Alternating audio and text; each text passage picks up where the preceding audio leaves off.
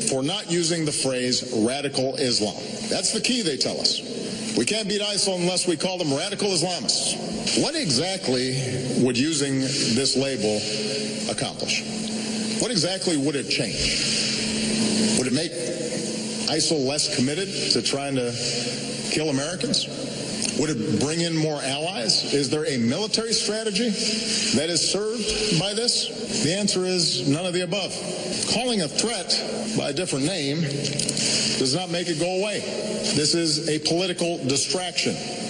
Once again, the psycho in the White House is projecting exactly what he's doing because he just answered his own question. By not calling it radical Islam, he's calling it what it is not. He's calling a threat by a different name, and it does not make it go away. That's why he's allowed one massacre after another. And he's right. It is a political distraction not to call it radical Islam. So once again, the psychopath in the White House, and by the way, if you hear his voice, you can hear a very insecure, almost sweatingly angry, defensive president for one of the first times that I've heard in years, because he knows why he's not using the phrase Islamic radical Islam or whatever. And I will answer the question very simply for the president, since none of his advisors seem to be able to do it, which is that it would define the enemy. In World War II, had they not defined the Nazis as Nazis, what would they be, just Germans with guns? Germans with weird insignias on their arm? Germans who like to sing the Horst Wessel song? German nationals, radical German nationals? And let's not call them Nazis because we may offend the German people. Stupid! Stupid! He's an idiot. I think he's stupider than everyone thinks. 8 Islamic terror attacks could have been prevented under this genius in the White House. But wait, it gets even better. Despite what happened, the crime against the gays in the club, in this case, he won't budge on the Syrian refugees that he wants to bring in, even after the massacre of so many gay people. He's standing by his demand to bring in 10,000 Syrian refugees, no matter what anyone says to him. He's going to override the American people. He's going to override Congress because he is God. 10,000 Syrian refugees will be flooding into America. And why? They haven't been screened. There is no screening whatsoever. They're lying to you. And most of them, by the way, are military-age men without wives or children. He's bringing in an army. Now, although the government is lying to you and say that Syrian refugees are screened to an even higher standard, it's a complete lie. A total lie. And I can prove it. Saeed Rizwan Farouk, who was responsible for carrying out the San Bernardino massacre. Remember that one, Mr. Obama? Remember that one late last year before 35, 40 golf games ago? Remember Saeed Rizwan Farouk? She was a U.S. citizen born in Chicago. And what does it have to do with this? Well, she helped radicalize Tashfeen Malik, her husband. Did you know the FBI said that they were both radicalized before they even met? And so to bring in Syrians and Iraqis, Muslims at that, not even Christians, and to settle them into Republican neighborhoods in America is, well, let's say there's a reason for it. And that is he wants to squeeze the last drop of change that he can out of his tenure as the dictator-in-chief. Under Obama, 8 Islamic terror attacks could have been prevented, according to a great editorial in the Investors Business Daily, which is a very sobering look at what he has done. Since Obama has been president, Islamic terrorists have killed 91 and injured more than 370 on U.S. soil. And yet Obama still refuses to admit that radical Islam is the actual threat. Is this the explanation for why the idiots who work for him keep missing warning signs that could have prevented these attacks? Why is Jay Johnson, the head of Homeland Security, not forced to resign by Congress? Answer, because Congress is more incompetent than he is. What, the Republicans are going to do something? Mitch McConnell, Mr. Coal? McConnell was put in by the coal industry. You know who McConnell is, don't you? The guy with the gullet, looks like a turkey. The big gullet under the neck. Right after he got the coal bill passed that he wanted, he dummied up right away. He was Mr. Obama's lackey. That was the end of him. So to sit here and accuse and attack and tell you what's wrong and right, I don't think it's going to entertain you very much nor educate you very much. Now, Yesterday I did a show that was so good I didn't take one call for the first 2 hours, which was a first in 22 years in my radio career. So, once you produce a platinum level show, there's no point in trying to produce another platinum level show based on the same subject. If you missed it, you missed it. Nobody could match what I did yesterday. Nobody in radio came anywhere near it. Everyone knows that. And having said that, I have a piece from yesterday's show, which I will play later on. And we will also get to a topic that has nothing to do with terrorism. But since terrorism has to do with living and dying, life and death, isn't it about life and death, living and dying? It's a little bit about freedom and slavery, or freedom and fear. And the radical Muslims amongst us are having you live in fear now, aren't they? That's what they want. They've already achieved one of their great goals. They've turned this into a prison state. You go to the airport now, you're not a free American. You turn your life over to a minimum wage person who couldn't work in McDonald's other than the TSA, and suddenly someone you wouldn't even rub shoulders with on the street, you'd cross the street. If you were on the street and you saw someone from the TSA in normal clothing, you'd probably cross the street to avoid them. And yet now they have the power to put an electric wand between your legs and tell you to open up your wallet and show everything in your wallet. So in that sense, Osama bin Laden beat us. He won already. So far as I can tell, they've lost no freedoms in their hellholes that they come from, because they never had any to begin with. But we've lost an awful lot of freedoms because first Bush and now Obama. So I wanted to talk about something not related to this at all, which is life and death. And you're not going to believe where I'm going to go, because it's a very interesting subject to me. How many of you in this audience have been told by your quack doctor to take statins, or statins, whatever you want to call them? How many of you are on statins? Raise your hand. I see an awful lot of hands going up in the audience. Isn't that the current wonder drug? Isn't that the antibiotic of the heart disease world? Well, you're in real trouble, because a new study came out confirming everything I've been warning you about. One of the best studies I've seen to date. And your doctor will not tell you about the study, but I'm going to discuss it with you. It's an important study of 38,000 people, not 380 people, not 12 people, which is something that the Mayo Clinic specializes in to debunk vitamins. But 38,000 individuals were studied in very, very intense epidemiological work, and they found something you won't believe, which is that not only are statins ineffective, they're harmful, and that the statistics proving that they're beneficial were warped along the lines of the global warming hockey stick stuff. Did you hear any of this? You cannot believe what I've discovered here. The statistical deception created to make statins look like they were safe and effective.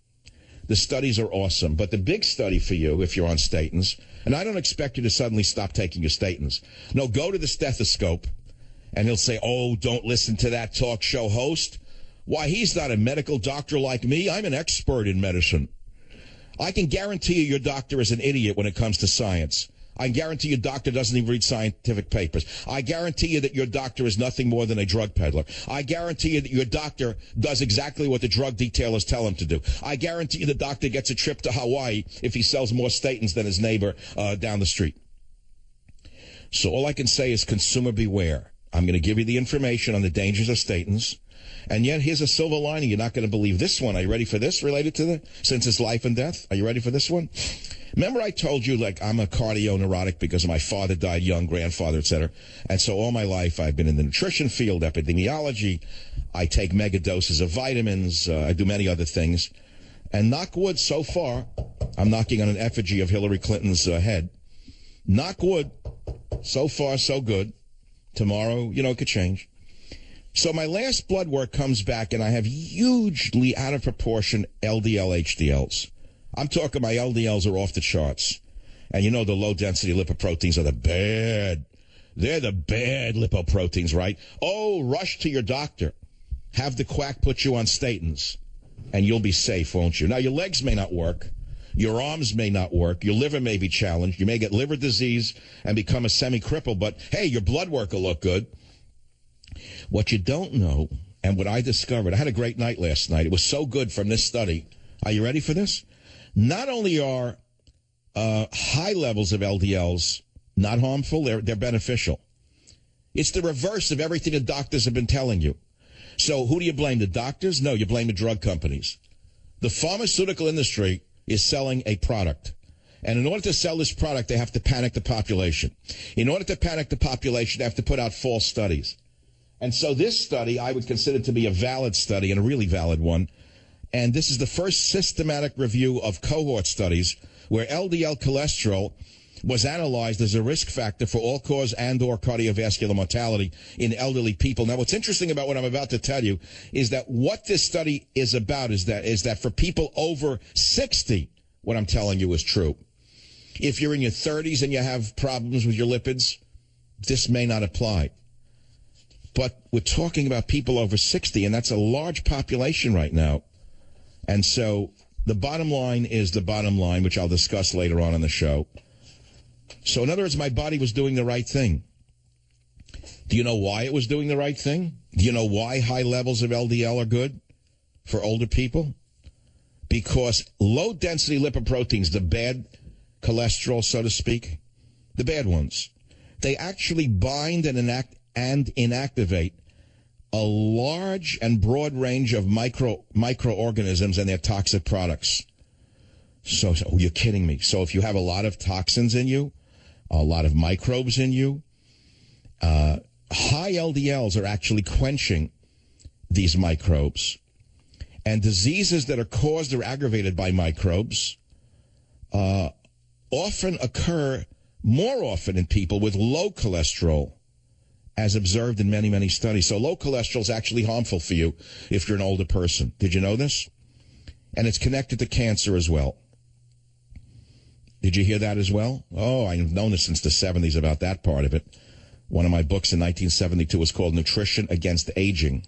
No, it wasn't 72. I know somewhere in the 70s or 8. I don't remember anymore. It's a long time ago.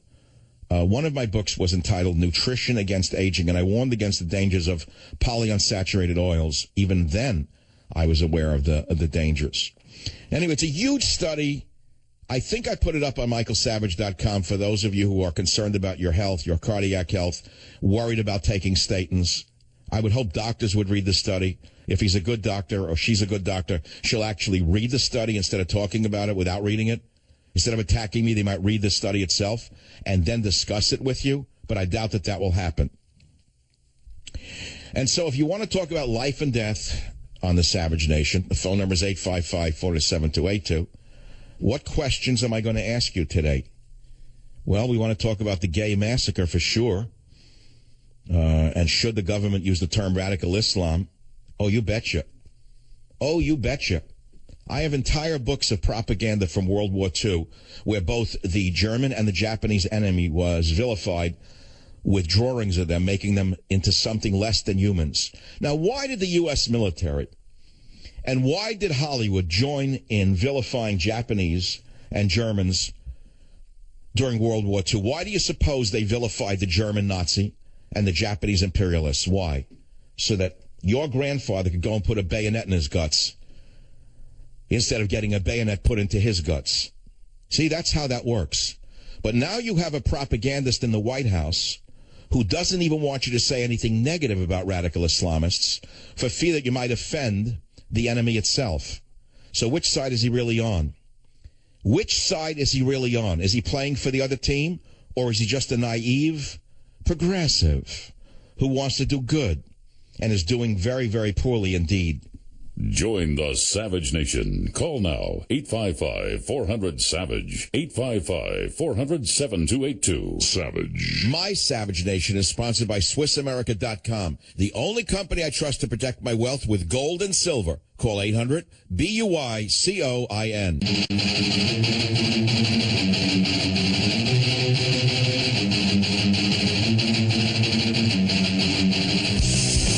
So the Muslim madman, now it's about whether he was gay or not. Don't you love this subtle change all of a sudden? I mean, now it's no longer about Islam and radical Islam and the war against the West. The war, by the way, has been going on for 1,400 years against the whole world. Hindus, Christians, Jews, Zoroastrians, you name it. They've been at war with everyone trying to kill them or convert them. That's the way it goes. 7th century mentality at war since the 7th century. But now it's supposed... Now, what, the issue was gay? Was he gay? Wasn't he gay? That's the new issue now. I could care less what he was. He was an Islamic murderer. He said Allah Akbar when he killed him. By the way, they won't release the 9/11 tape. Why is it that Obama and DHS has clamped down and will not release the 9/11 tape where he called 911 and said he's doing it because of his allegiance to ISIS and he said Allah Akbar? Why do you think that the deceiver-in-chief will not release that tape? Why is it that the deceiver-in-chief will not let you hear that tape? Duh. Because if you hear him go Allah Akbar and a member of ISIS, it means that they failed you again. That's all. Use your...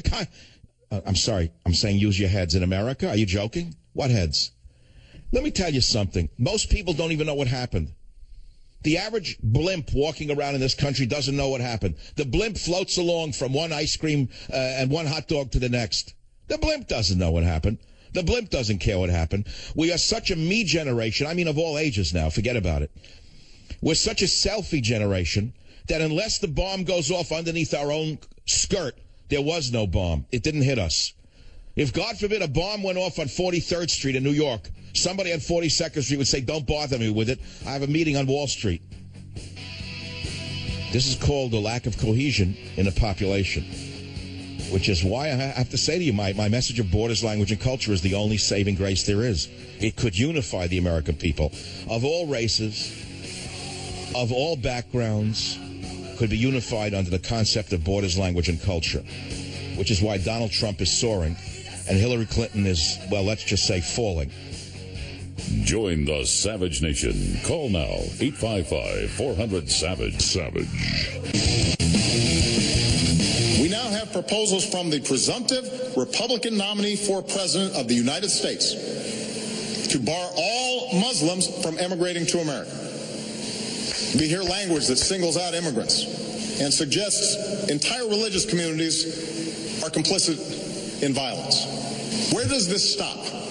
The Orlando killer, one of the San Bernardino killers, the Fort Hood killer, they were all U.S. citizens. And Muslims. Are we going to start treating all Muslim Americans differently? Are we going to start subjecting them to special surveillance?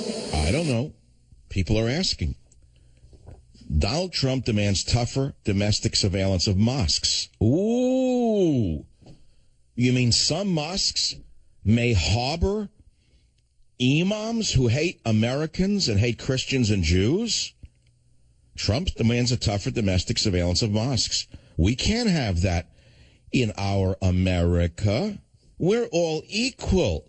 Terrorism comes from all walks of life. It comes from Caucasians, Christians, Jews, and Muslims. Just the same, boys and girls.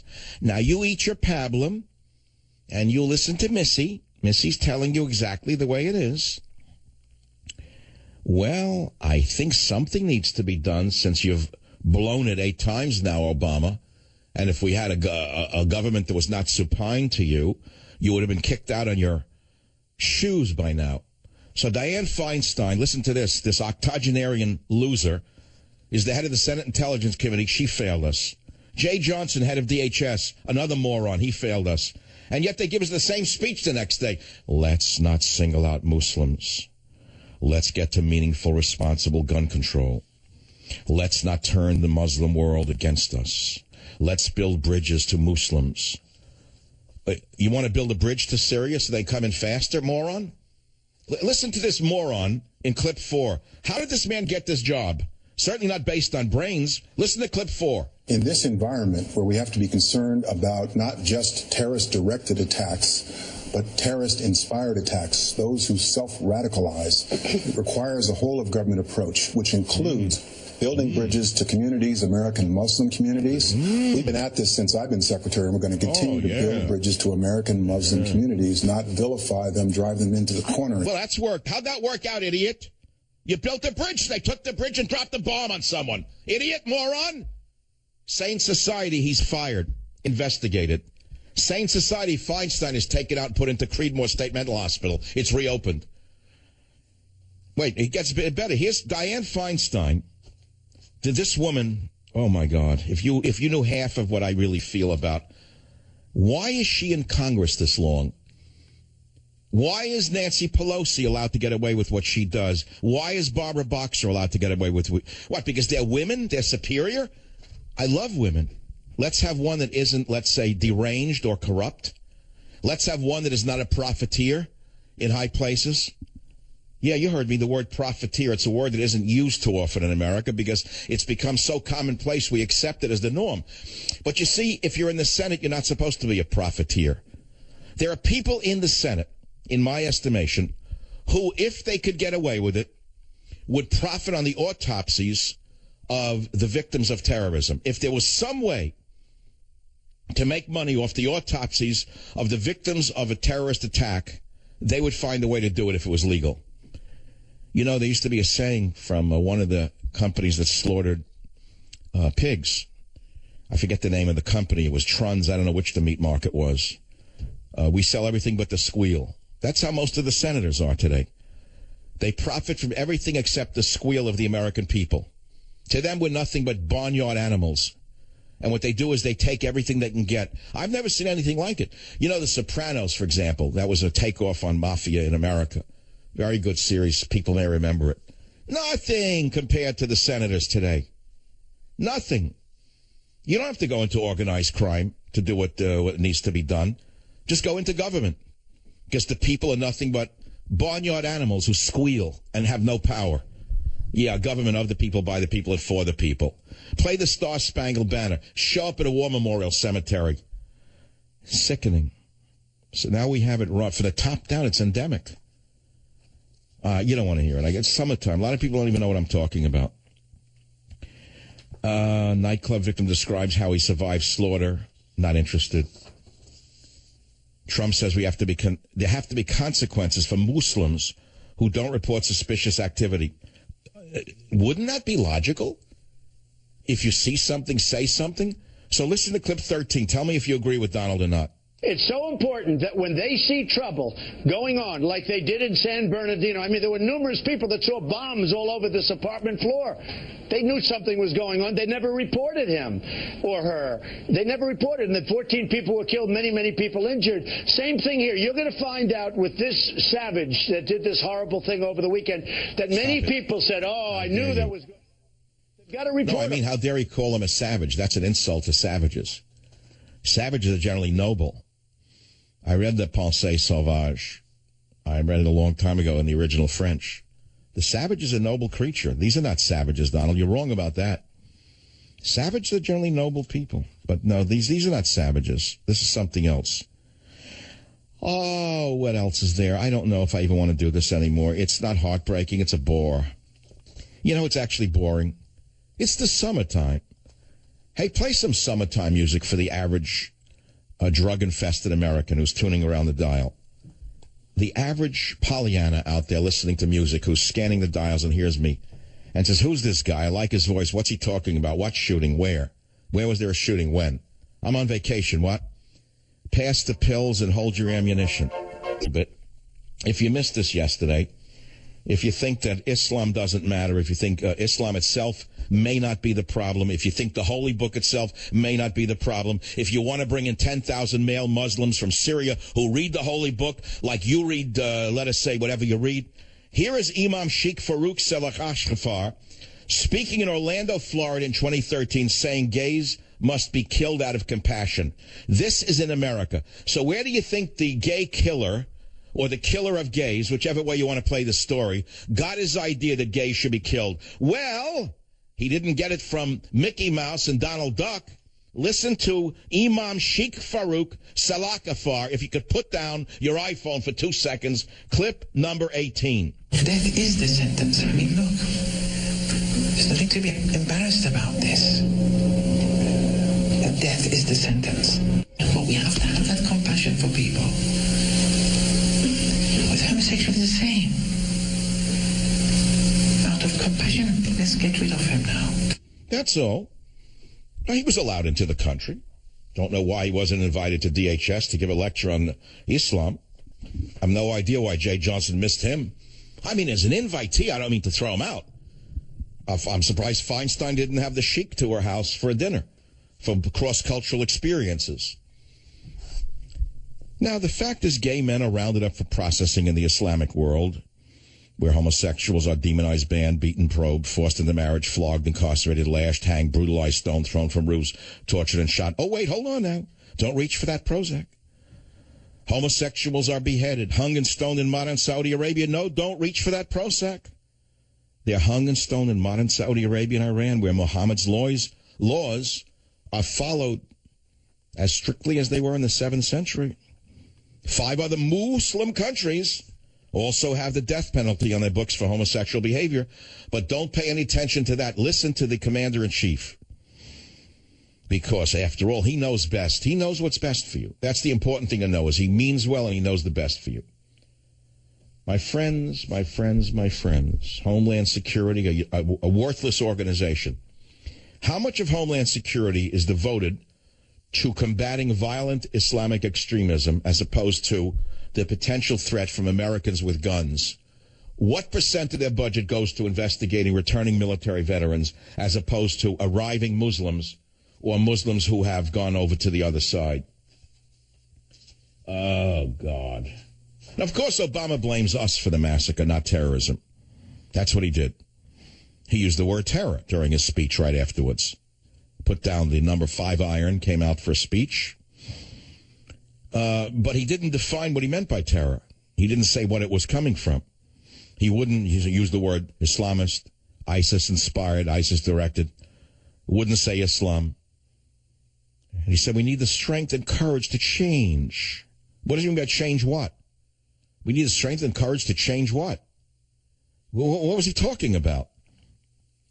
So it's that we Americans somehow brought this upon ourselves.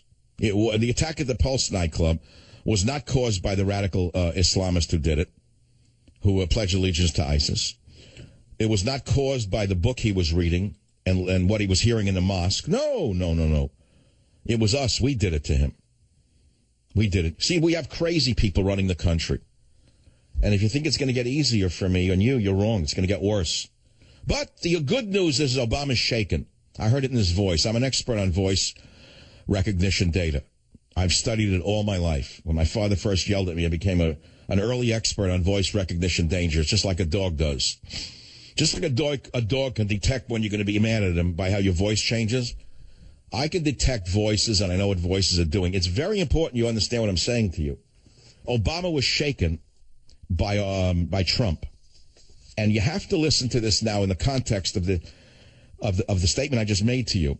As a voice recognition specialist, I, Michael Savage, want you to listen. I invite you to listen to clip 20. Here is your president shaken to the core because somebody finally criticized them, and he actually heard the criticism, and he can't take it.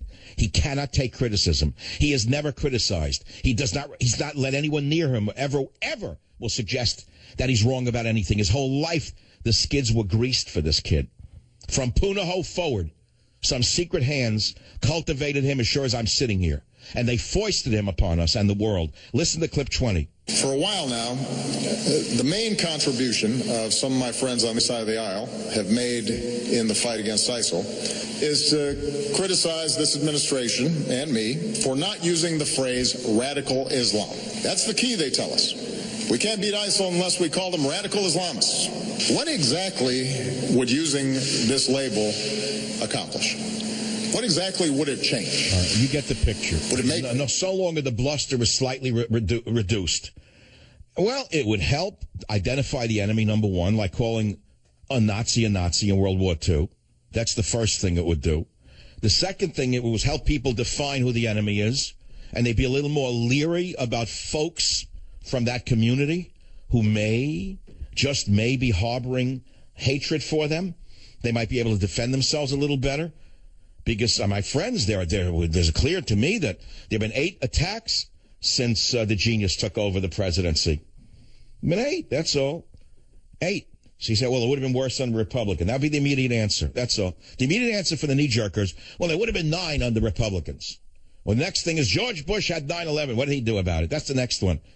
Okay, there's your answer. I'll be right back. Join the Savage Nation. Call now. 855-400-SAVAGE. 855-400-7282. Savage. My Savage Nation is sponsored by SwissAmerica.com. It's the only company I trust to protect my wealth. Call 800-BUY-COIN. No. Talk about the bouncing morons in the government who tell us that we need to build bridges to radical Islam, or to Islam, or to something like that. Very like saying, let's see, let me think if I can follow this a little bit. December 7th, 1941. So it's December 8th, 9th, 10th. And President Roosevelt, instead of saying war has been declared, he says we've got to build bridges to the Japanese imperialists. We've got to embrace the Japanese spirit, the Japanese people. We don't want to alienate the Japanese people. They're really our friends, that most Japanese really like to make flower arrangements. And they do make good sushi over there. It's just a few mad, deranged lone wolves in Japan who attacked us on Pearl Harbor. As far as that Hitler guy, yes, he's a little off beam. He's sort of the Osama bin Laden of the German people, that Hitler guy. But just because he invaded Poland, just because he invaded Czechoslovakia, let's not tar-brush the entire German people. Yes, the Horst Wessel song is offensive. I get it. Yes, the Nazi insignia symbolizes a sort of evil thing, but it's not the German people that are our enemy. We must build bridges to the German people so more of them don't become radicalized and join the Nazi party. If we only reach out to the German people, they won't join the local Bund, and they will not get the armband. They will not learn the tune, the Horst Wessel tune. They'll become our friends. In fact, we should bring in more Germans before World War II. Bring in many of them. As many young German men as possible. Bring them into America and love them all. Join the Savage Nation. Call now. 855-400-SAVAGE. Savage.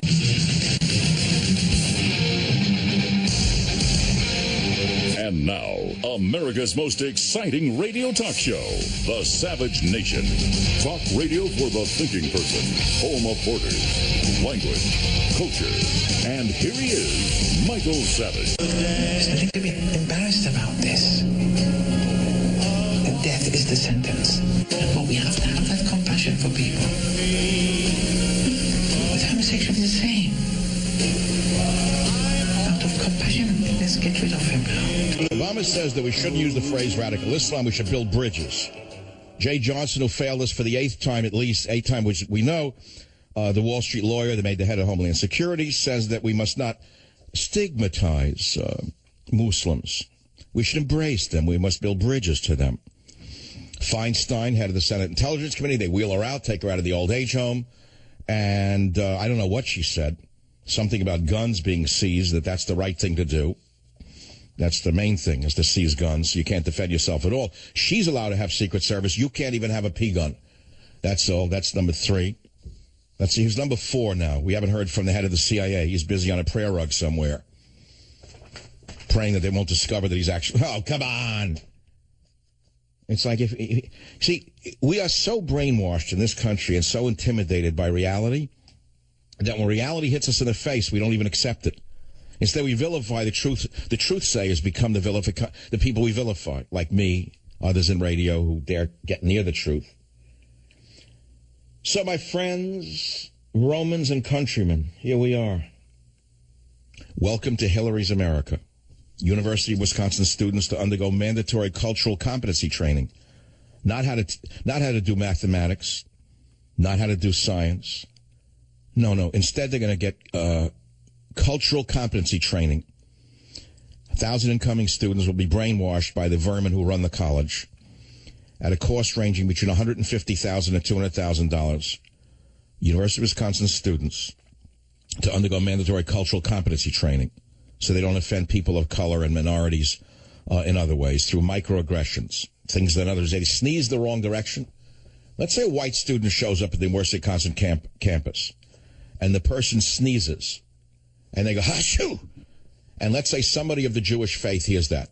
They could call up the chancellor and say they were just microaggressed because someone said, "Achoo."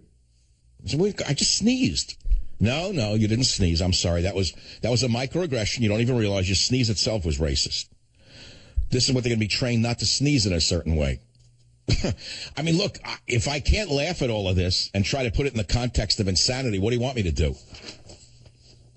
So here we are. It's insane times. And how many more months do we have left of this clown in the White House?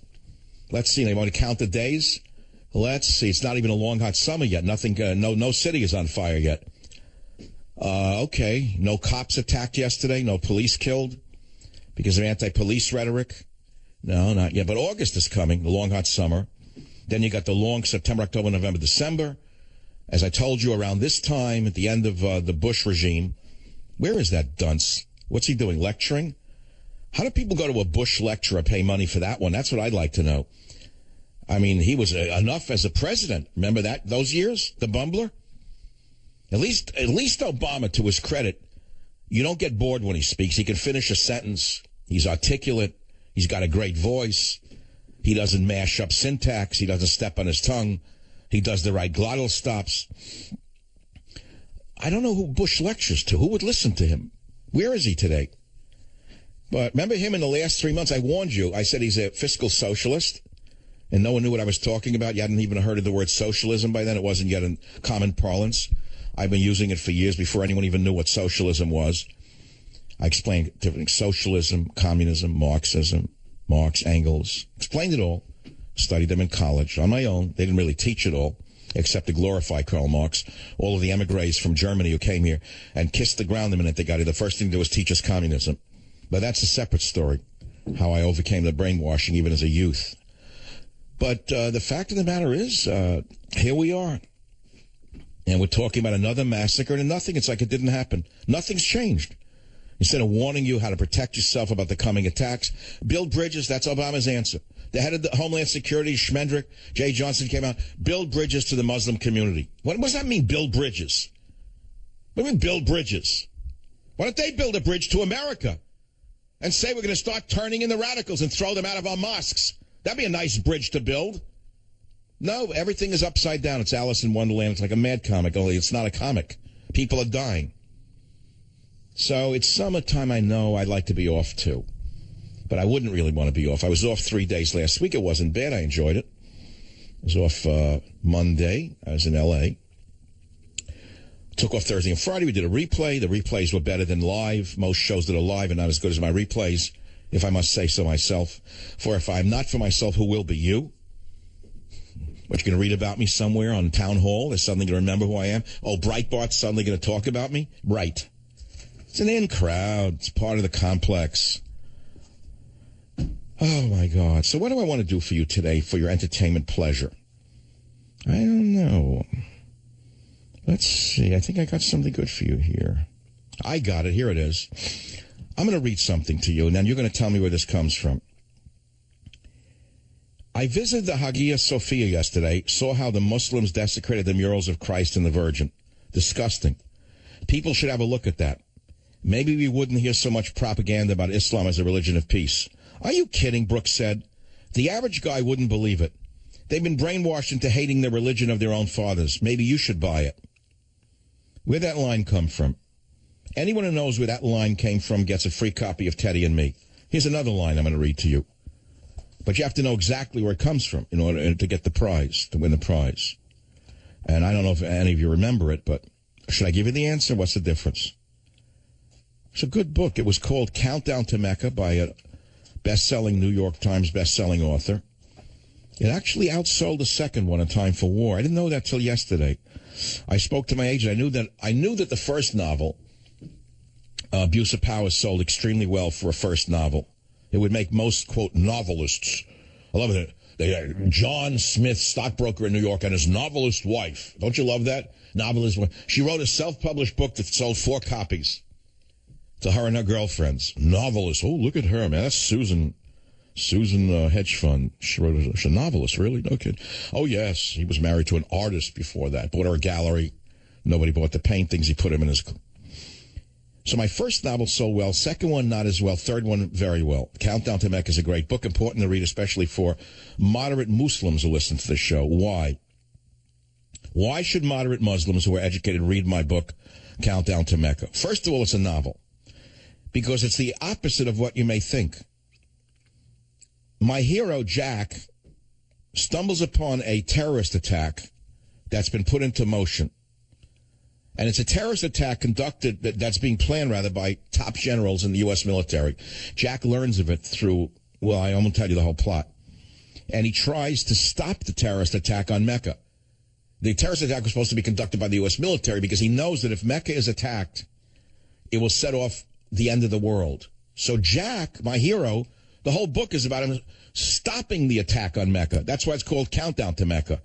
I should have been given a Pulitzer Prize, a Penn Prize, maybe even a Nobel Prize for this novel. But because the same fools run everything, no one even knows it was written. But it's actually a great novel, really. I would say good. I'd give it a B+. I wouldn't say great. The great one hasn't been written by me yet. This is a good one.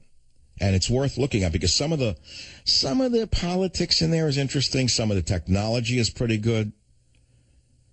It was a thing of beauty, single-engine Cessna Supercargo Master EX, some 41.5 feet long, powered by a single Pratt & Whitney PT6A 140 turboprop. The aircraft could carry a max. See, stuff like that. I was into details, wine, certain Scotch details, cigar details, airplane details, car details. I think Jack's car, my hero, has a car called Wilhelm. He calls his Mercedes S600 He gives it a name. Do you name your cars? Robert, do you have a car that you name like Nellie Bell or something like that? I don't mean you call it Nellie Bell, but every one of my machines that I have, I used to have a boat, I call it a certain name. They all have a personality. So my big S600, I bought it new in 08. I won't sell it. It's better than the new ones. Less aluminum in it. Doesn't have that stupid eco thing that stalls at a traffic light. What is that about? I often wonder about that. They make these cars now, you stop at a traffic light, they stall. And the minute you press the gas, it starts again. Doesn't that wear out the starter and produce some kind of toxins in the environment, just cranking it over? Doesn't that produce some kind of, number one, number two, doesn't it burn more gas by restarting it? So the thing, I don't even like, it's not so much the gas, I don't like the idea of a car stalling at a traffic light. So mine doesn't stall at a traffic light, the 08 S600, I won't sell it. Car was 150 grand new, 160 grand new. You know what it's worth? $25,000. Can you believe it? How cars deteriorate in value, diminish? So why sell it? I just put in $5,000 new tires. That's $350 a piece. That's $1,500. Most people wouldn't. They would just trade it in. They say, "Oh, I can't be driving an old car. Get a new one." So Joneses think I'm not poor. But I love that car. I named it Wilhelm. The point is, I named it Wilhelm, and it appeared in my novels as Wilhelm. The car, Wilhelm the Mercedes. 0 to 64.5 seconds. Thing is heavy, fast. You press. You go from C to S, it's suddenly like a big sports car. It could be a collector, it'd be like on a car show in 20 years. This car was once owned by the American talk show hero, patriot Michael Savage many years ago. It was in 3 novels. How much do we get for this? Do I hear $5? Do I hear $6? You ever see these auctions, the Mecum auctions, these hysterical auctions on these car channels? What is that? Guys screaming and jumping up? Smashing hammers down? If I came from another planet, I would say that they're insane. They need medication. Screaming. And how about the yoels who buy the cars? They get so caught up. The guy thinks he's a hero because he paid too much for a car at an auction. They go, "Oh, you're a smart guy. You just paid $1.5 million for a Buick. That's really great, man. Here, great. And with the commissions, $1.7 million. Great. Take it home now. Put it in the garage, and you and Audrey can look at it tomorrow and wonder what you did. Like, what's that car doing in my garage? Why did I pay $1.7 million for an old Buick?" These car shows, crazy. American culture. I'm a student of American culture. Observer. Crazy. The whole society's nuts from top to bottom. It doesn't mean I don't enjoy it. I watch the car shows. I watch the auctions. I have no idea why they pay so much for these cars. I got rid of those cars in those days because they were terrible. They were horrible in those days. I remember some of the cars I now want, I sold for next to nothing. They were such junk. I'll never forget out in 1958, Jaguar in New York. I'm getting off track because it's summer. Pardon me. I'm sick and tired of talking about murder and blood. I can't stand it. Now I'm going back now.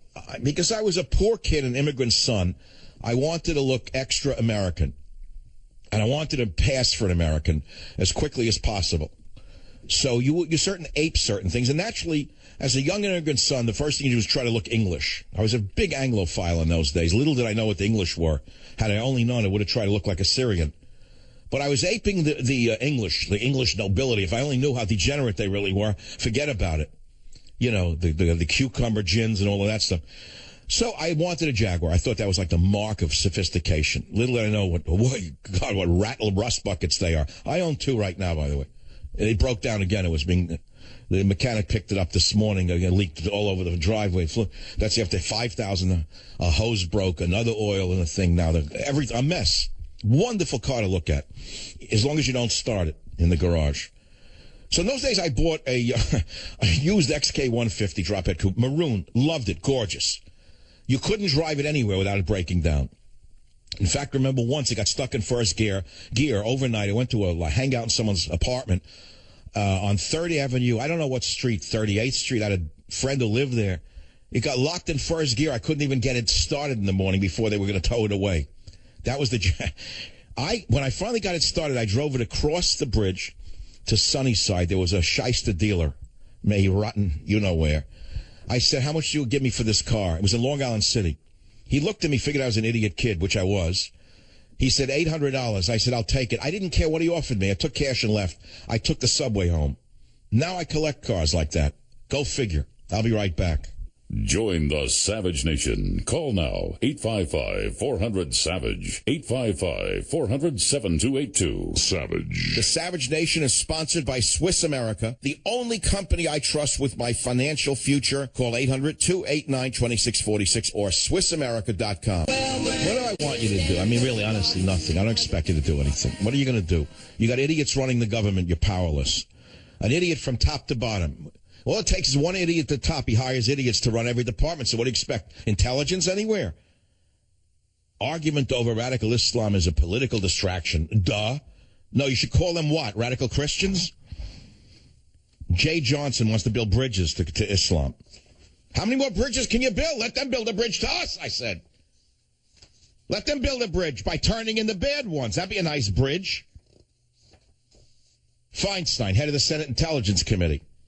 No intelligence failure in Orlando terror attack, according to her, because she's the head of the Senate Intelligence Committee. Right. No failure on intelligence. What have you been doing on the Intelligence Committee, Di-Fi? What have you been doing up there? Seeing how you can profit some way? See what's going to be sold next? What RFP is coming up? Come on! From top to bottom. Orlando shooter's wife knew about his plot, but she tried to stop him. Right. Sure. Authorities are weighing criminal charges against the wife of homegrown terrorist Omar Mateen. Surprised they haven't changed his name to Homer. Homer Smith. Still calling him Omar, which is really shocking because it's not an American name. They could have called him Homer by now, changed it to Homer Smith. She said she tried to talk him out of launching his attack. Well, I think this is definitely a chance to build a bridge with the wife. And she should be hired by Obama as an expert on radical Islam. And I think a national security advisor should hire the wife to build a bridge. Join the Savage Nation. Call now, 855-400-SAVAGE. Savage. Ladies and gentlemen, welcome back to the lighthearted Savage Nation. Forget the massacre in Orlando. It didn't really happen. And even if it did happen, it was your fault anyway, because you were too tough on Muslims. And according to the president, we failed them. We failed the Islamic community by not building enough bridges. And, of course, Jay Johnson was finally found somewhere. They put a suit, gave him a shave, cleaned him up, brought him out. And the first thing he says, we need to build bridges. They went to the nearest old age home somewhere in Marin County. They found Dianne Feinstein talking to herself in a corner next to a drape. And she said, no intelligence failure in Orlando terror attack. We need to seize your guns. And then they put her back into the home in a chair, cleaned up the drape. And here we are, living like in a suspended animation. That's where I'm talking about, like funny stuff, like summer stuff, cars I owned when I was young, when things were simple, when cars mattered. You know what I'm saying? So now we have the wife. Orlando shooter's wife knew about plot, but we're told she tried to talk him out of it, so she shouldn't be arrested. In fact, I think she should be hired by the head of Department of Homeland Security who wants to build bridges to Muslims. And she could become an expert consultant on terrorist husbands and how not to talk them out of it while saying that she tried to talk them out of it.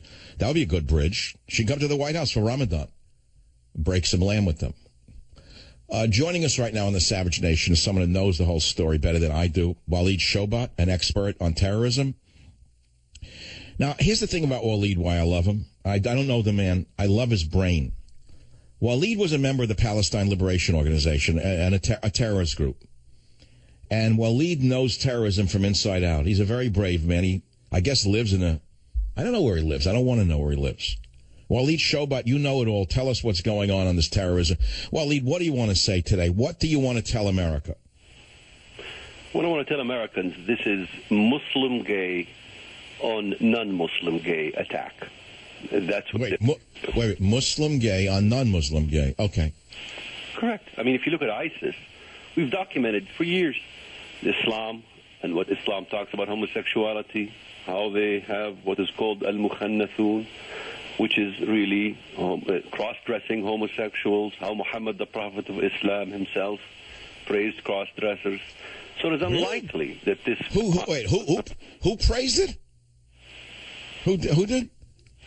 Well, I was talking about Muhammad, the Prophet of Islam. He himself was a cross-dresser. Oh, come on. That is so blasphemous. How could you dare say that? Well, it's written in the Hadith when he dressed in Aisha's clothing, his wife Aisha's clothing, the inspiration from the so-called, supposedly, the angel. Really? Who knew? Man, that's cool. Really cool. Yeah, if you look at the Islam... He was ahead of his time, man. He was really ahead of his time. I mean, look at Harun al-Rashid, one of the most famous caliphs in Islam. He had preferred a book named Al-Majin. In fact, I could show you scholars from Saudi Arabia talking about Islamic Khilafah, the Prophet, all of these things. Even in Turkey today, cross-dressing, the male dressed up like belly dancers. You can go to Turkey. No, why don't they bring them into Homeland Security for a little cross-cultural experiment? Look, Waleed, this is so crazy. All we can do is laugh at the fools who are running this country. What does Islam teach about homosexuality? I happen to have quotes from the Quran that are pretty amazing. I mean, calls for killing, murdering, maiming, and they're still doing it in Saudi Arabia and Iran, aren't they?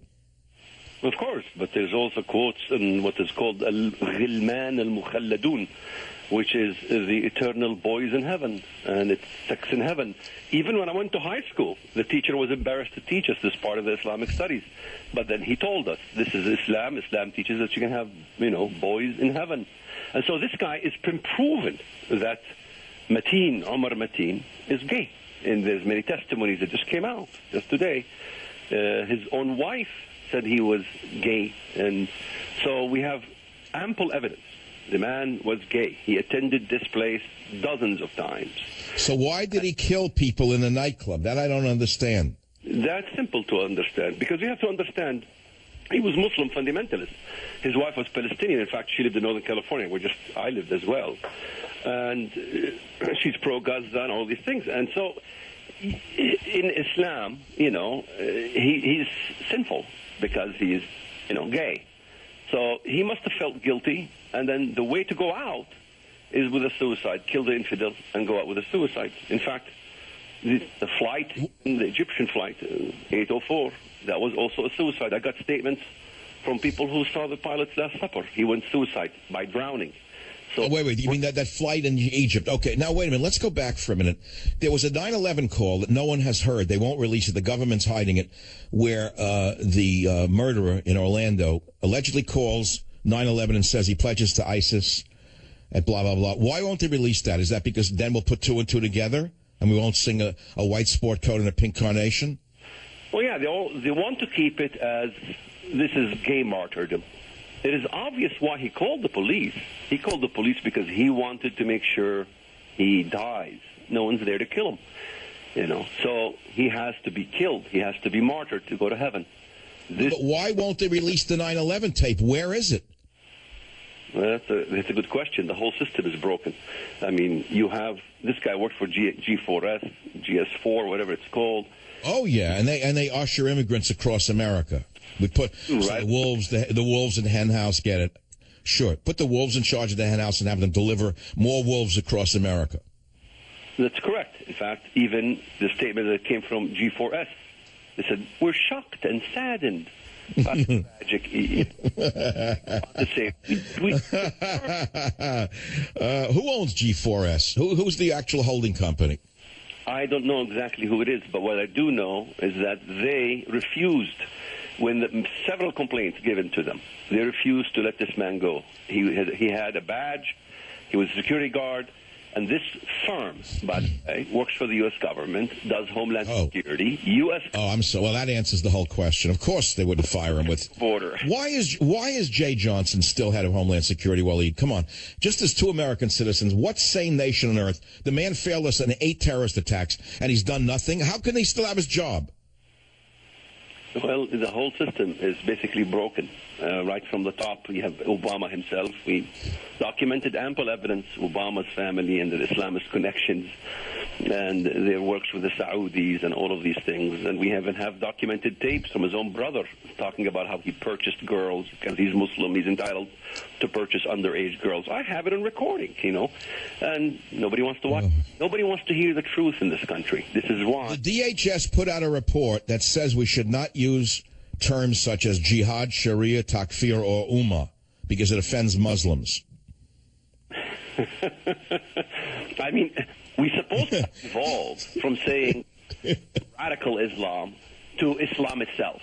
Now we're going backwards. We can't even say Islam. We can't even say radical Islam.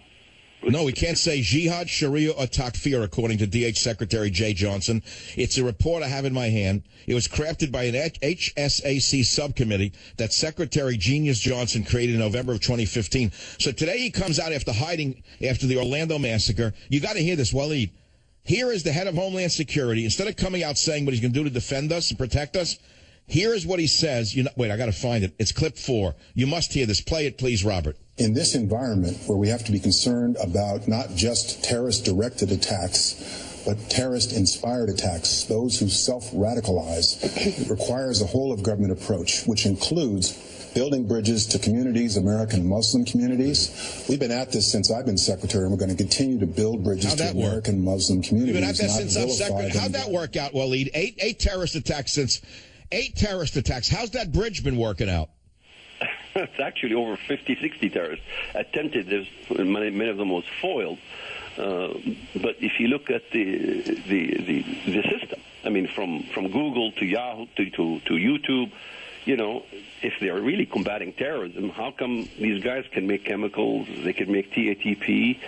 They can make all kinds of explosive charges. They can make even charges that is equivalent to a mini nuke. Yeah, I was going to ask him that. Why doesn't Mark Zuckerberg, the great billionaire, stop them from communicating on Facebook? Why don't the mercenaries at Twitter stop them? Are you kidding? They're busy stopping us. They keep turning down my Facebook, my son's Facebook, for days. What do you mean? You've been banned on Facebook by Markey? Yes, we have to get it in a different way, but with a banned account, and But why? What have you done that's illegal to Facebook? Because I talk about homosexuality being immoral. That's the biggest problem. Oh, well, you can't do that. Sorry. So that's the biggest problem. It's homophobic. Wait, how does that work with the Pulse nightclub? Here's the thing. They've subtly turned it from a Muslim committing another mass slaughter to something about gays. How did that happen? How are they such geniuses at propaganda that they've gone from a Muslim slaughtering innocent people to something about gays? How did they turn it around like that? It amazes me. I mean, we did a whole thing on it. They condemn anyone who says it is gay on gay, or it is Muslim gay, or it is Muslim period. I'm surprised that they're still calling him by his name Omar. They haven't changed it to Homer. So he won't even know there's any connection to Islam or Muslims, right? I mean, they should give it an American name like Homer Smith. I think then Wolf Blitzer would be much more comfortable. And Jake Tapper certainly wouldn't be nervous. He wouldn't have to take those old nervous pills if they could only say Homer Smith. Why don't they just give him like a blonde wig in the future pictures, like blonde hair and blue eyes? See, Waleed, what I like about you is we haven't met, but I know you're such a serious guy. I mean, any former terrorist has to be real serious. But you have a sarcastic sense of humor, as do I, because of your cultural background. And you happen to know that a sarcastic sense of humor is the only thing that we have left.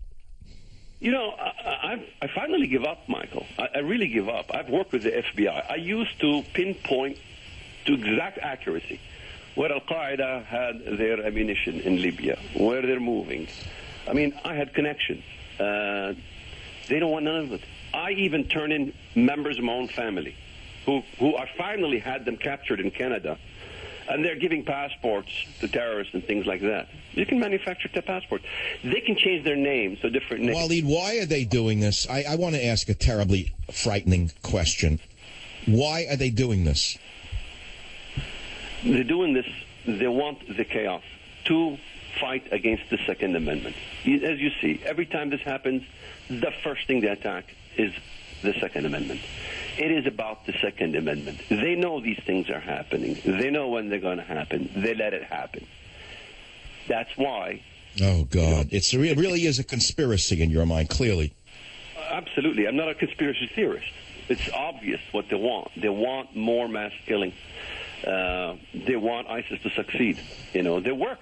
Look, I mean, Abu Salha, Munir Muhammad Abu Salha, who was in communication with Mateen. He is from Al-Nusra. Al-Nusra works with Ahrar al-Sham.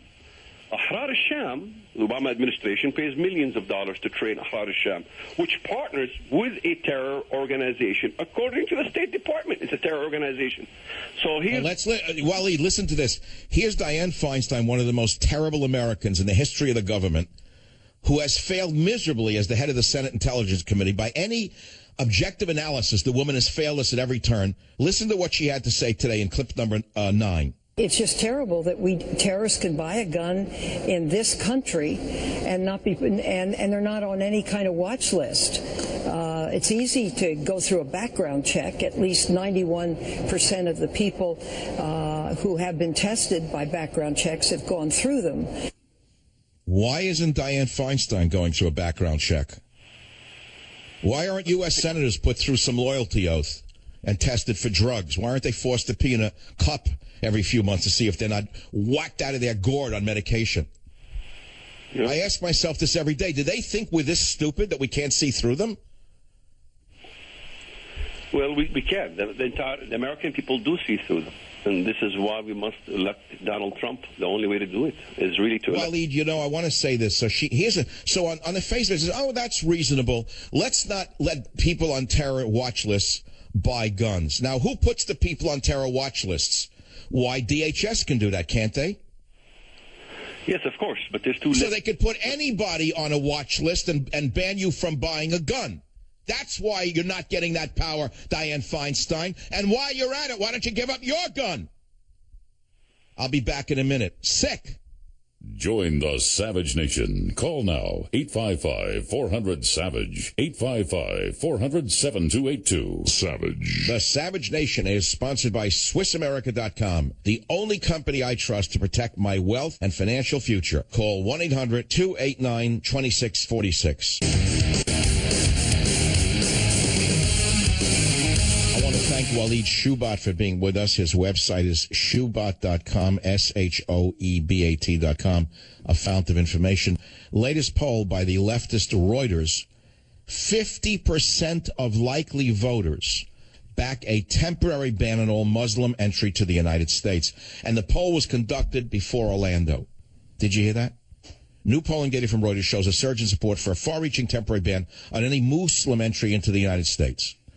How Americans can finally be coming to their senses, I don't know, given the round-the-clock propaganda from Barry on downward. This finding represents a 22-point swing since the beginning of the month. You see, at the end of May, just 40% of likely voters supported a halt to Muslims immigrating to America. 54% of morons opposed such a ban. It was racist. But apparently they have been awakening to the fact that there is a little problem with Muslims as they come to the West. That they don't seem to become, how shall I put it, they don't integrate that readily. For some reason, they don't seem to integrate. It's quite a clash of civilization when you compare the sluts in America and Hollywood. I mean, take a look at the slut walk. Every day. Sunset Boulevard, a brazier's falling off, a skirt falls down.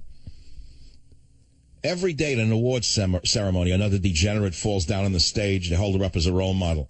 In a way, it's like a breath of fresh air to see them wrapped up like this from Somalia. I don't know which offends me more right now. I think I'd rather take them wrapped up in the burqa than the other way. Maybe they'll come to a middle ground and a woman can wear a skirt and a blouse again. Sometime in my lifetime? I'm joking. Who am I to tell a woman how to dress? How dare you step on us women and tell us what to wear? We don't want to wear skirts and blouses, you radical. Okay, I'll be back for another hour. Be here or be nowhere, right? Where are you going to be without me? What are you going to do without me?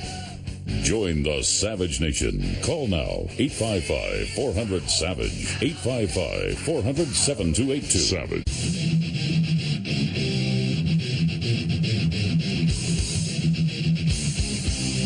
Warning, the Savage Nation contains adult language, adult content, psychological nudity. Listener discretion is advised.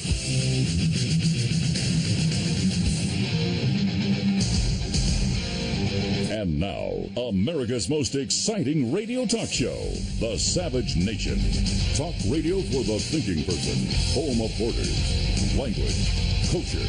And here he is, Michael Savage. Welcome back to Idiotic America. Welcome back to Idiotic America. Don't talk about during the Muslim holiday of Ramadan what happened over the weekend at the gay nightclub. And don't you dare connect it to Islam. Whatever you do, do not connect it at all to Islam. Omar did it, or was it Homer? We don't even know his name anymore. Someone named Homer did it. Homer Smith did it. Nothing to do with Islam. It's just a deranged man off his meds. And it's those darn guns. Only there were no guns, there'd be no slaughter. Okay, well, that's a good point. No books, there would be no reading. If there's no reading, there'd be no thinking. So I think they ought to ban books, because then you could actually learn to think for yourself and read history, and you know who Obama really is. New York Times editorial, Congress should suspend Second Amendment with a secret court. I can't make this up. Liberals again are calling for fascism and Nazism. A New York Times editorial advocates for a new law allowing a secret court to take away citizens' right to own a gun at the discretion of the federal government. So they want a no-gun list, a no-buy list similar to a no-fly list. Under the law that this moron at the New York Times wants written, suspected terrorists, that would be you, me, anyone they want to call a terrorist, would not be able to buy a gun. So the author proposes that people only be added to this no-buy list after a secret court rules that they're ineligible. It would be similar to the Foreign Intelligence Surveillance Act, turning it on the American people. So who wrote this? Let's see the person's name. Adam Winkler. Adam Winkler, another liberal, a UCLA School of Law professor. Winkler is as much... Okay, don't get me started. This is a national show. I'm not in a bar room. Adam Winkler. Adam Winkler wants habeas corpus suspended. He wants a Second Amendment suspended. Winkler argues the secret court is a good idea because the same kind of court is already used for government surveillance. So therefore, we need this violation of rights. He said if the Attorney General believes a suspected terrorist should be added to the list, she should have to go to court first and offer up evidence. Winkler writes. Winkler. Now, who gave this idiot with a law degree, this putz at UCLA, this moron who's ashamed to his family's name, the right to come up with such a violation of our Constitution? There ought to be a law, but there is no law against stupidity. You know, stupidity is a greater threat to us than terrorism. Stupidity from people who are this evil in their brain is a greater threat to America than our guns. The court proceedings would be secret and have no clear path to appeal. That's what liberals now want. This is what you want, is you want courts now to decide the fate of your life. This is what happens when you have a rogue government. I try to warn you in Government Zero, but you didn't pay attention. I try to warn you in Stop the Coming Civil War, but you didn't pay attention. I try to warn you in Countdown to Mecca, but you didn't pay attention. I try to warn you who Obama was. He is a lawless rogue president. He is surrounded by lawless rogues at every level. WSBA Radio, Rick, you're the first caller of the day. Rick, what's on your mind today? Well, I'm partly responsible for Obama being in office twice. I voted for him both times, so I take responsibility for that, but I think the man ought to be impeached.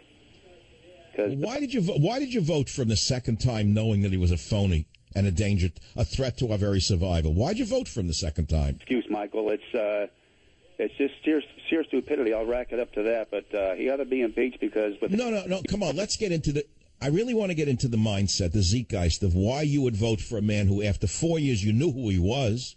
It's not like the first time around he was able to pull off a con. He was very sincere looking in the beginning. I was somewhat hoodwinked by him. And he said we're going to have the most transparent administration, and there's this, that. So he did everything opposite to what he said. So why would you vote?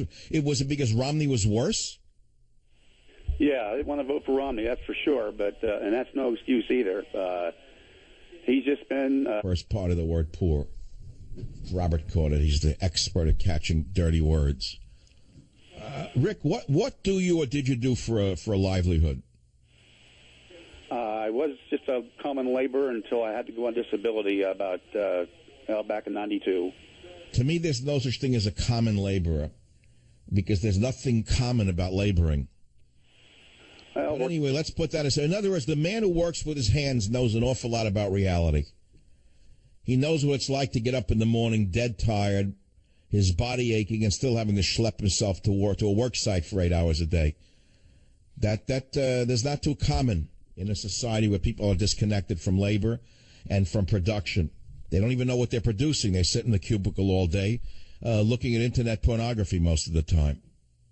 Well, not me, because I was working at a steel plant. Oh, God. Well, I'm going to send you a gift, Government Zero. Thank you for that call. Days after Orlando massacre, Obama says ISIS is on the defensive. Duh. The ISIS terrorist group is on the defensive, U.S. President Barack Obama said just days after deadly shooting on a gay nightclub. Obama on Tuesday said the Islamic State group was losing ground in Iraq and Syria. Yeah, right, okay. All right, he's living in his own world. Obama said after a meeting of the National Security Council, in short, our coalition continues to be on offense. ISIL is on defense, Obama said. Again, sporting terminology. It's all he knows is sporting terminology. Using an alternate acronym for the group. Why did they use the word ISIL instead of ISIS? Why? So you can confuse it. It has nothing to do with Islam. I think what they ought to do is take the I out of the acronym altogether and just call it SIL or CIS. CIS, I got it. Instead of ISIS, they should call it CIS. No, that would be offensive to women or to sissies. We can't do that, sorry. That would be a slur on sissies. But they need to drop out the I out of the acronym because I says Islam, you can't make that connection. ISIL. But that still means Islamic State. It's not the Jewish state. It's not the Christian state. It's not the Buddhist state. It's not the Hindu state. It's not ISIL. It's not Kaisil. It's not Bisil. It's ISIL, Islamic State. It has something to do with Islam. That's what they say. I mean, they're very serious men. They're real serious guys, and they say it has to do with Islam. But according to Obama, they're on the run. Tell that to the Kurds and the others who are fighting them, that they're on the run. Why is it taking so long? World War II took less time. What a commander-in-chief. This guy is really great. Hey, with Dianne Feinstein in Senate Intelligence, Jay Johnson in Homeland Security, and Obama's commander-in-chief, the war goes on. The war goes on. World War II was fought in less time. Somehow we won. Yeah, I know. You have every excuse under the sun. They don't even have an Air Force or a Navy. They have no armored nothing on the ground except the tanks that we gave them when they conquered territory in Iraq. They took all of our Abrams. Where are those tanks? Will they sell them on the open market somewhere? Someone's got them in a collection in a barn in Italy?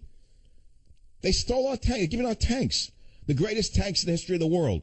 They put them away in some bunker somewhere. I'm surprised they haven't been appearing on Amazon for sale. I'd like to buy one. It'd be nice to have in my garage, be added to the collection, my car collection. Buy an Abrams tanks direct from Syria. You provide the transportation. With this government, could be the government provides the transportation to pick up a few extra dollars. Look, they got to get money wherever they can to bring in the refugees.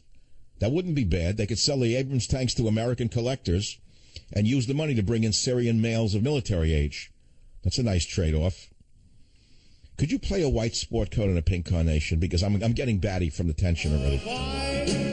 It's crazy. The whole thing's crazy by the day. Lunatics. Are they on medication? Or they're just stupid, or they're working for the other side? What is this? All dressed up. I want to get into that. My mind's dressed up, cross-dressing. I don't want to go there. So I feel as though I'm living in an alternate reality from Obama. Here we have Feinstein, the head of the Senate Intelligence Committee, making the stupidest statement in the history of the world. Stupidest, next to Jay Johnson, the head of Homeland Security, says, Not we have to crack down on the sleeper cells, but that we need to build bridges to them. And no guns, no guns. And Obama's the best, of course. He gives a speech that's crazier than all. And that has to be clip 20. Let's hear clip 20 again, Robert, just for the fun of the listener, to hear the great leader of the Western world in clip 20. For a while now, the main contribution of some of my friends on this side of the aisle have made in the fight against ISIL is to criticize this administration and me for not using the phrase radical Islam. That's the key, they tell us. We can't beat ISIL unless we call them radical Islamists. What exactly would using this label accomplish? What exactly would it change? It would define the enemy. Would it make ISIL less committed to trying to we would know who the enemy kill is. Americans? Would it bring in more allies? Is there a military strategy that is served by this? The answer is none of the above. Calling a threat by a different name does not make it go away. This is a political distraction. See, now at the end of that cut, he actually gives away his madness. I've told you I'm an expert on psychosis. And I'm, by every definition, Obama is a psychotic. I know you don't accept it. If we should survive this fool, and I don't know that we can, in time, therapists, psychiatrists, analysts will come to look back, and they'll say the guy was insane. They'll say he was a psychotic, the first truly psychotic president of modern times. He just said, changing the name, what does it accomplish, blah, blah, blah. He says, calling a threat by a different name does not make it go away. So he wants to change the name from radical Islam to something else. Does that make it go away? No. Then he says this is a political distraction, meaning changing it from radical Islam to something more that it isn't is a political distraction. So he's actually telling you that he's lying about it. But he's so good at it that he doesn't even know he's lying anymore. So I think he's actually getting caught in his own lies, in his own web. I think he's actually getting caught in his own glue. The glue of his own lies is starting to adhere to him. I like adhere instead of stick. Figured I'd use a bigger word, adhere instead of stick. I'm trying to show you a higher vocabulary for the third hour. I'm shifting into high gear now, so I'm going to go to a higher vocabulary. 855-407-2822. What would you want to talk about here? Cars? I've talked about everything today. I even did a thing on old Jaguars. Here's a nice story. Russian government intercepted and will release Hillary's emails. This is a great story. They hacked into the DNC, that genius from Florida, whatever, I forget the water carrier, Wasserwoman Schultz. Debbie Wasserwoman Schultz. They hacked into the DNC's emails in Russia to get even with Hillary for calling Obama. See, she called Putin Hitler, remember? He never forgot. I'll tell you right now, Putin never forgot that Hillary called him Hitler. And Trump said he could work with him. So he knows which way the wind blows. Former KGB, runs a big country, rich guy, been there for a long time. Don't mess with him, because you can have a polonium sushi sandwich arriving by Federal Express with someone to force you to eat it. So Putin remembers who called him Hitler, and he knows it was Hillary Clinton. He also knows she's crazy, and she's crazy enough to cause a third world war, and that Trump will probably make peace with Russia, which would make sense to anyone in America. So they hack into the DNC. They get Hillary's emails, all of them now, private emails that obtained from Hillary Clinton's email server. And this proves that Clinton allowed classified info to end up in the hands of foreign adversaries, according to the reports we're reading. So it says intelligence sources. That's an oxymoron. Intelligence sources in America. That's oxymoronic. What, Jay Johnson? Intelligence sources. That's Dianne Feinstein. How was the pasta last night, Dianne? Did you and your hubby enjoy the meal? Fressing pretty good, knocking down the food?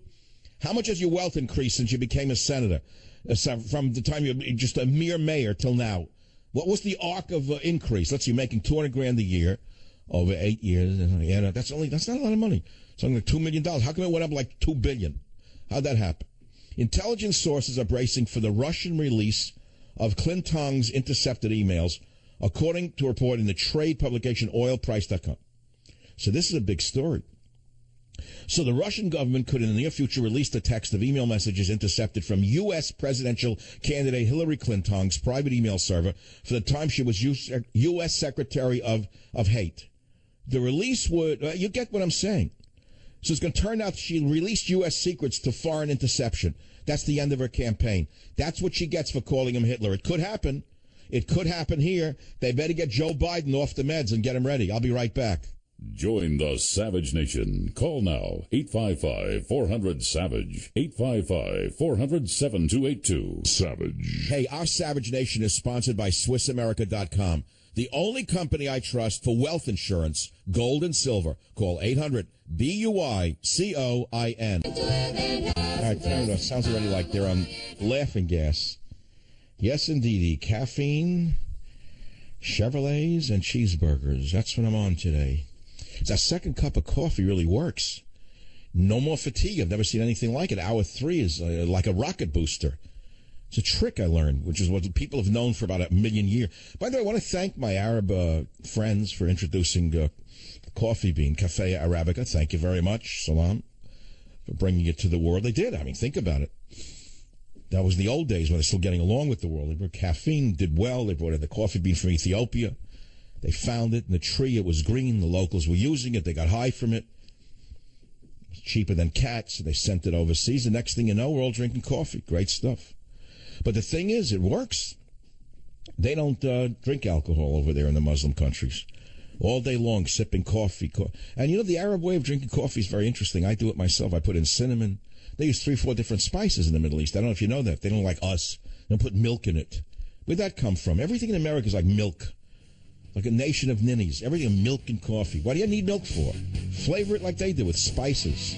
Cardamom, cinnamon. It's amazing. You take a black coffee. You put a few, a little bit. Not overpowering. Different spices. Stir it. Delicious. And you don't get the dairy. You don't get the dairy like bloat in your eyelid. Your eyelids don't like blow up like little Michelin tubes from a dairy reaction. All right, I'll be back. Be here. Like you're schlepping along, like nothing seems right, and then all of a sudden you feel like lifting. You're getting better. It's the weather. It's all allergies with me. The pollen almost kills me. It's like a foreign invasion. It's like radical pollen. Radical pollenists do it to me. It's that radical pollen that always gets to me. But I've defeated my radical pollen enemy. Why? There's nothing you can do about it. I should be living in Lapland or somewhere where there's nothing but like algae. Like fuzzy things that grow, lichens. Maybe I have some ethnic background in Lapland. There's no trees, like trees. Okay, but no, there's conifers up there. I have to be like Nanook of the North and live on the ice. But how healthy can that be if you were Nanook? They lost their teeth. Now, I'm not knocking it. Hardy people, tough as nails, live on the ice, very severe environment, but their teeth gone. Teeth turn black from from the blubber and like gnawing on the seal skin to make a hut. Knocks out the teeth. I mean, come on, be realistic. It's a tough life. You have to make a spear. The hands like iron, like wrapping things with like seal sinew. But there's no allergies up there on the Arctic. Maybe in the Antarctic there was no real human life down there. How is that interesting? Isn't that weird? Like Nanook of the North. Why not Nanook of the South? I never thought about that. How come they could survive on the ice in the North, but no populations lived in the Antarctic? It was rougher. I don't know what it was. Can't blame white people for that one, can you? I don't know. I'm just asking. It's nothing about white privilege there. I mean, they think like through the lens of the college student listening, it's like something to do with white privilege did it. No, it's nothing to do with race. Somebody called KSFO Radio in San Francisco and said, can Dr. Savage give us a reference to that article on a lack of an association or an inverse association between low-density lipoprotein cholesterol and mortality in the elderly? And the answer is yes, I can. It's from bmjopen.com. That's the British Medical Journal Open.com. June 13th, 2016. Scroll down to the article on the LDL cholesterol, and the lead author is Uffe Ravsnikov and David Diamond, Rokura Hama. There are a lot of Japanese scientists involved. Tomohito Hamazaki, Jam Hamaskold, Nim Hins. It's a cross-cultural study by some pretty good epidemiologists, and very important for everyone to read if they want to, analyze whether they should be taking statins, because I will tell you, this is astounding. For older people now, LDL, look, I don't want to go into the whole science of it right now. You can read it yourself. It says, you won't believe this, it says high cholesterol and therefore high LDL may protect against cancer. Would you believe this? In other words, the very opposite of what you've been told. So by taking statins, you're actually increasing your risk of cancer, according to this study.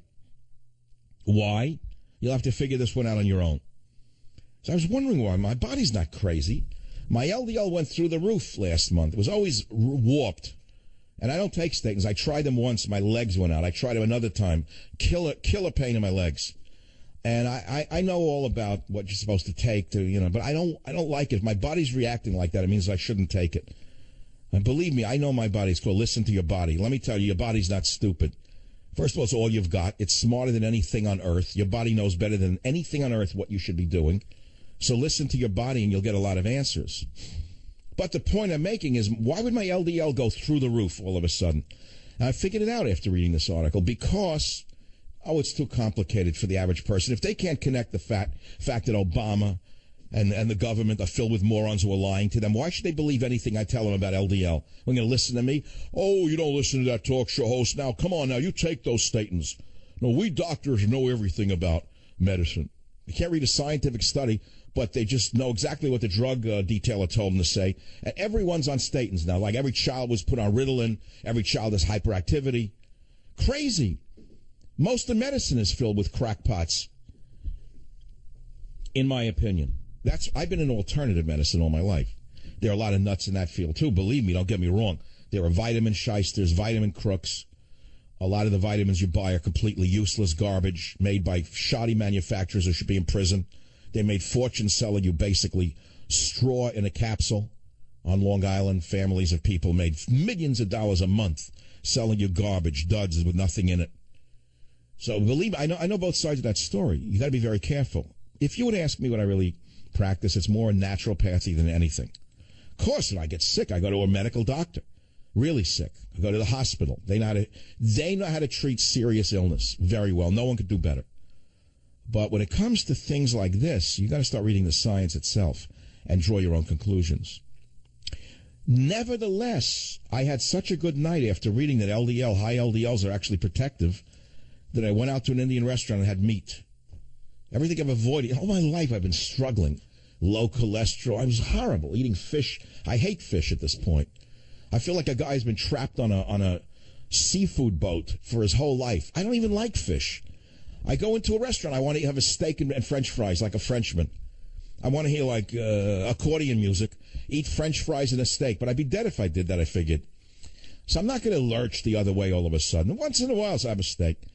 Listen, I've known since the 70s, I wrote books in the 70s on this, that it's not cholesterol that's dangerous. It's the saturated fats. I learned that as a doctoral student at UC Berkeley in my graduate studies. Went there between 75, got my PhD in 78. We knew then that it was not cholesterol, it was saturated fats. And then we learned from the great geniuses like Linus Pauling and my friend Dr. Cathcart that it was not even the saturated fats that were occluding the arteries. It was whether or not those saturated fats oxidized inside your body. And so that's where the advent of the antioxidants came in. And people who were literally floating in high levels of antioxidants, as I have been for 40 years, vitamin C, vitamin E, all the other antioxidants, were protecting themselves from atherosclerosis and other diseases because they were not permitting the saturated fats to oxidize and adhere to their walls. That was an operational theory that is still correct. And I'll tell you something else, since I'm doing health right now. I'm starting to I get excited. I sound like Bernie Sanders. I got to be careful. And I wasn't even born in Brooklyn. That's the funny part. But I start talking fast. It's a parlance, like a New York parlance, because I can't speak slowly when my mind is moving quickly. I want to really express myself. I know many of you get offended, though. I don't sound like an American. If I start talking too much like a New Yorker, you don't think I'm an American like you. So let me slow her down a bit there. Put those brakes on it so I sound like you do. No, but seriously, the fact of the matter is, I forgot what I was talking about. No, I don't want to go into this. It's too complex. What do you want me to talk about? Health now in the middle of it with the bombs going off and people being slaughtered in nightclubs, and when they're not Muslims, it's not Islam? And you want me to talk about this? Yes, why not? Because life's going to go on with or without them. Long after the genius has gone from the White House, pray to God that the election's over already. She's indicted. Once the mail comes out, she's arrested under the Foreign Intelligence Act. She's put in jail, handcuffs. Could you imagine if that actually happened? Now think about that. The Russians hacked her, DNC, they hacked into the emails, and they find that she did, in fact, violate federal law, and they take her out in handcuffs. Could you believe that day? So then what would they do? Who are they going to run? Him? Overbite? Joe Overbiden? I don't know. He could actually do better against Trump than she could. Like two white guys fighting it out. I'm serious about that. He would do better than she would. She's despised. She's a complete construct. Women don't like her. Hispanics don't like her. No one likes her, but you think she's president already. It's a complete construct. The woman is used goods. Everyone knows that she's no good. So I'm saying if they indict her, I wonder who released her. Say the Russians hacked her? I don't know, maybe her own party hacked her, knowing she can't win. You know, that's an interesting question unto itself, the way things work. Because I know that in World War II, they did it to him in England. They removed him. The one who said, hey, well, you know, Hitler's my friend. I have in my hand a peace agreement. I signed the Anglo-German Accord. Everything's wonderful here. Hitler's a great guy. I come back, hip, hip, hooray, hip, hip, hooray. And the next day, Hitler invaded the country. So his own party, the Labour Party, threw him out because they realized that he was not a good war leader. They had to get rid of him. So sometimes parties do step in and get rid of a candidate who's not good for the survival, certainly not of the country. I'm going, are you kidding? I don't mean the Democrats would ever put the country above their party. Please, don't misinterpret what I just said. But for the sake of their own survival as a party, I'm talking. Never mind America, it doesn't exist for them. You think Debbie Wasserman Schultz ever thought about America in her whole life? You think she was a Girl Scout? You think she saluted the flag? You think she went to the 10 Mile River Scout camp like I did with Girl Scouts? Well, I didn't go with Girl Scouts. She went with I don't know if she ever went with Girl Scouts to 10 Mile River Scout camp like I went with Boy Scouts. A horrible experience with sadistic boys. Horrible. I don't want to glorify those sadistic boys in it. One guy picked up an axe in the woods. I don't even want to go into that. I don't know how you glorify everything. Boy Scouts, yeah, God bless America. Nasty people. Not all of them. Scoutmaster was very nice to me. But the boys, some of them were so mean. You had to defend yourself at all times against the predators. One kid, I don't want to go, not your business, what went on in there. In those little huts, are you kidding? Sleeping bags in the pine, not everyone was so nice. A lot of them were really sick. I got to tell you, a lot of those Boy Scouts were sickos. Half of them are running the government. I don't know where they are today. Probably became lawyers, worked for the Department of Justice. I don't know where the mean ones went. The good ones became veterinarians, I think. I'm looking back on all the boys I knew as a kid and who they became. Smart kids became doctors by and large. The mean ones became lawyers. The mean smart ones became lawyers. The others became the smartest in school, the memorizers now. I'm not talking about brilliant. I'm talking about the ones who could memorize better, like they had great memories. Because to go to medical school in those days, you had to memorize like an anatomy book, a physiology book. Today, nothing. They don't even speak English. You go into a hospital speaking Urdu. Guy is looking at a wall speaking Urdu to himself. And he's your doctor. All right, hey, don't say anything. Great. Yeah, thank you, Dr. Urdu. I appreciate it. Looking at a wall, you don't know what language he's talking. They don't either. They don't know what language they're talking either, but they became a medical doctor when the minute they got here because they went to the University of Urdu Medical School. And then they passed the boards through some kind of trick that they gave them an immediate medical degree in order to make sure they could work for Obamacare. What do you want to talk about in the Savage Nation? 855-407. It's like the old Savage Nation. I'm really doing a free association that I used to be famous for. I guess I've been caffeine deprived in these recent years. I haven't had enough caffeine. So that's simple. Took one in the morning wasn't enough. I get up in the morning. The first thing I do, okay, orange juice, then coffee. That's like a ritual. I'm starting to say, why don't I go out for breakfast like a normal person? People have like leisure and money to go to breakfast because everything is served in a restaurant I don't eat. I'm not going to have eggs and bacon in the morning. I'd rather have coffee and juice at home and go to work and do my show, so I don't go out for breakfast. Then lunch comes. I don't go out to lunch because I'm on the radio from 12 to 3 on the West Coast. So my lunch is shot. So I'm eating out of a carton. My assistant goes out and gets me some like garbage I'm eating from a Japanese restaurant. You give a sliver of fish, teriyaki salmon. It's like a sliver of my pinky. They wouldn't get away with that in New York. Food, no one knows food. I got to say, don't let me get started on this. I'm a food lover, and I know food. I'm obsessed with it. I cannot get food that I can eat on the West Coast, and I've been here 45 years. Sometimes, once in a while, okay, certain restaurants I go to. I'm giving you an example, supermarkets. They don't even know how to wrap food here. I send an assistant out $49 a pound for smoked salmon. The idiots roll it up in a tight ball. You can't even separate the slabs of lox. They're connected. And it's dried out. Here it is. Norwegian smoked salmon. What are you, crazy? In New York, they would attack the deli man. There'd be a terrorist attack. If a deli man ever tried to sell out in New York, there'd be like a nightmare would be going on in that deli. No matter what deli I go to, I can name the market. $49 a pound, $39 a pound, garbage. You ever try to get sliced turkey in the San Francisco area? Forget about it. Dogs eat better. It's not sliced turkey. It's like sliced rubber. Okay, I'll pay a little more. Tell you what, I don't want the oven gold, which is filled with dextrose and injected with water and air to trick you like you're an idiot. Like you can't taste the difference. It's like eating cardboard. I have a cardboard sign in my office that would taste better than the turkey in the supermarkets that I go. So I said, okay, go to that market and pay more for the roasted turkey. He brings me home roasted turkey that's drier than my sandal after walking in a desert. How do they sell stuff like this and not get arrested? Because the people are idiotic in the Bay Area. They're stupid. They don't know food. They don't know politics. They know from nothing. I don't know. You look at Feinstein and Boxer and Pelosi, they're still in office? Yeah, the same thing with the lox and the turkey. They're about on the same level. Dried out and tasteless. Back in a minute. Join the Savage Nation. Call now, 855-400-SAVAGE, 855-400-7282. Savage. Your Savage Nation is sponsored by SwissAmerica.com. It's the only company I trust for tangible assets, gold and silver. Call 800-BUI-COIN. You would think that the gay community would wake up, but no. Now they're saying that it's homophobia that caused the slaughter, and that evil xenophobes are using the slaughter of gays to block all the admissions of Muslims. It's beyond belief. I mean, there's only so much that could happen in a world until you just throw your hands up and say, people will never learn. Never. There are serious mental illnesses in the world, and liberalism is perhaps the most serious and most untreatable of all mental illnesses is liberalism.